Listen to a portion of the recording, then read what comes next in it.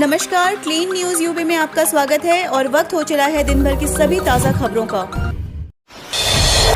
अयोध्या पहुंचे ओवैसी ने ठोकी चुनावी ताल, बाहुबली अतीक अहमद सपरिवार एआईएमआईएम में शामिल। उत्तर प्रदेश में विधानसभा चुनाव के सिलसिले में अयोध्या और आसपास के इलाकों में रैलियां करने पहुंचे एआईएमआईएम के प्रमुख असदुद्दीन ओवैसी की मौजूदगी में कई लोगों ने एआईएमआईएम की सदस्यता ली। इनमें सबसे प्रमुख नाम उत्तर प्रदेश के बाहुबली माफिया कहे जाने वाले पूर्व सांसद सदस्य अतीक अहमद का नाम रहा। एआईएमआईएम ने दावा किया कि अहमद ने अपने पूरे परिवार और समर्थकों के साथ पार्टी का दामन थामा। इसी सिलसिले में अयोध्या में एक प्रेस कॉन्फ्रेंस में ओवैसी ने कहा कि उनकी पार्टी चुनाव लड़ेगी और जीतेगी, यानी यूपी के मुस्लिमों की जीत होगी। डिफेंस सेक्टर में यूपी की बड़ी उछाल, पीएम कर सकते हैं कॉरिडोर का उद्घाटन। ब्रह्मोस के लिए दिखाई गई 200 एकड़ जमीन। योगी आदित्यनाथ सरकार प्रधानमंत्री नरेंद्र मोदी की मौजूदगी में अलीगढ़ में डिफेंस कॉरिडोर के शुभारंभ समारोह की योजना बना रही है। न्यूज 18 को मिली जानकारी के अनुसार राज्य ने ब्रह्मोस मिसाइल इकाई स्थापित करने के लिए ब्रह्मोस एरोस्पेस की ज्वाइंट वेंचर के अनुरोध पर लखनऊ में 200 एकड़ जमीन भी दिखाई गई है। अधिकारियों के मुताबिक राज्य में रक्षा उद्योग के लिए यह बड़ा प्रोत्साहन होगा। इस बार बुजुर्गों, दिव्यांगों को मतदान के लिए नहीं लगानी होगी लाइन, घर से ही डाल सकेंगे वोट। आगामी उत्तर प्रदेश विधानसभा चुनाव 2022 में 80 साल से अधिक के बुजुर्ग और दिव्यांग मतदाताओं को मतदान के लिए केंद्र तक नहीं जाना पड़ेगा। ऐसे मतदाताओं को पोस्टल बैलेट से मतदान की सुविधा दी जाएगी। 80 साल से अधिक और दिव्यांग मतदाताओं को पोस्टल बैलेट से मतदान करने की सहूलियत मिलेगी। इसके लिए तैयारियां चल रही हैं। हरदोई में 51,000 बुजुर्ग और 18,383 दिव्यांग मतदाता चिन्हित किए गए हैं। एडीएम संजय कुमार सिंह ने बताया कि आयोग से मिले आदेश के बाद सभी तैयारियां चल रही हैं। यूपी में योगी सरकार ने नाइट कर्फ्यू में दी ढील, रात 11 बजे तक खुलेंगी दुकानें। लखनऊ उत्तर प्रदेश के योगी आदित्यनाथ सरकार ने कोविड मामलों में गिरावट को देखते हुए राज्य में रात के कर्फ्यू में 1 घंटे की और ढील दी है। रात्रि कर्फ्यू का समय रात 10 बजे से सुबह 6 बजे तक के बजाय अब रात 11 बजे से सुबह 6 बजे तक होगा। हाल ही में योगी सरकार ने संडे लॉकडाउन खत्म करने की घोषणा की थी। उससे पहले शनिवार का लॉकडाउन हटा दिया गया था। इसके बाद अब सरकार ने नाइट कर्फ्यू में भी ढील दी है। अपर मुख्य सचिव गृह अवनीश अवस्थी द्वारा जारी आदेश के अनुसार नया समय तत्काल प्रभाव से लागू होगा। हालांकि आदेश में कहा गया है कि अन्य कोविड प्रोटोकॉल का सख्ती से पालन करना जारी रहेगा, जिसमें मास्क पहनना, सैनिटाइजर का उपयोग करना और सामाजिक दूरी बनाए रखना शामिल है।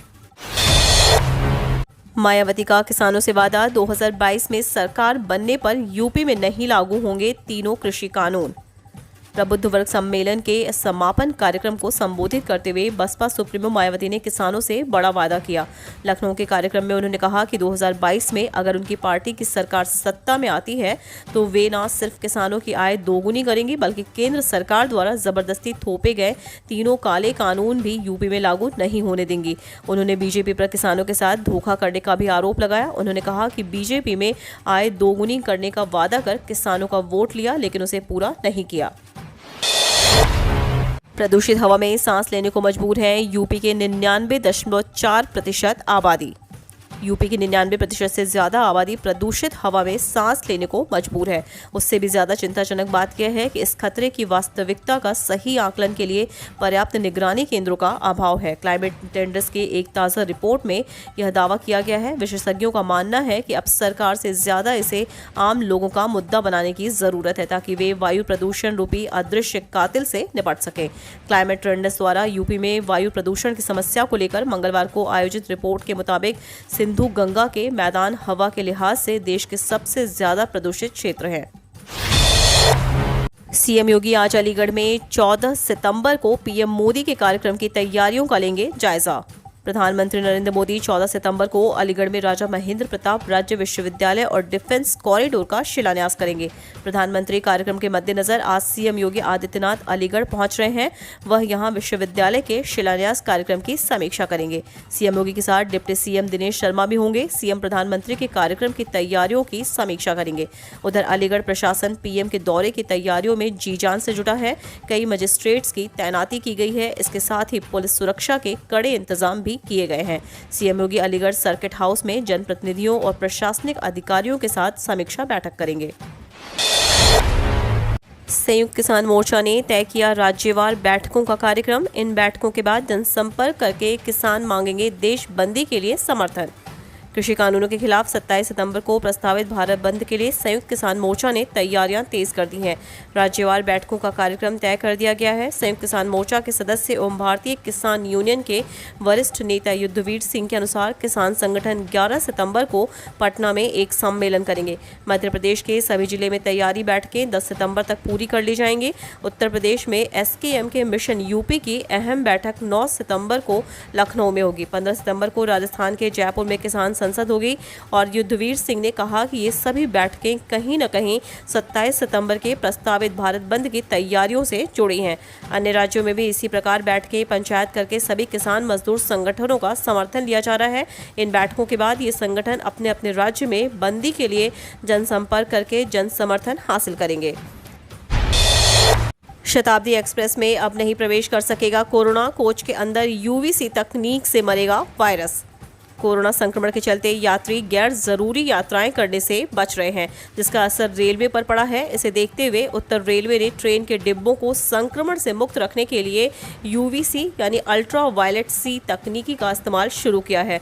इससे कोरोना वायरस को 99.99% नष्ट किया जा सकता है। फिलहाल इसकी शुरुआत लखनऊ से नई दिल्ली चलने वाली शताब्दी एक्सप्रेस से की गई है।